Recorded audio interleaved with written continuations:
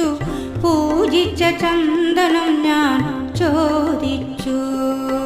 പൂർണ്ണേന്ദുമുഖിയോടമ്പലത്തിൽ വെച്ചു പൂജിച്ച ചന്ദനം ഞാൻ ചോദിച്ചു. കൺമണിയതു കേട്ടു നാണിച്ചു നാണിച്ചു കാർണകം കൊണ്ടൊരു വര വരച്ചു. പൂർണ്ണേന്ദുമുഖിയോടമ്പലത്തിൽ വെച്ചു പൂജിച്ച ചന്ദനം ഞാൻ ചോദിച്ചു.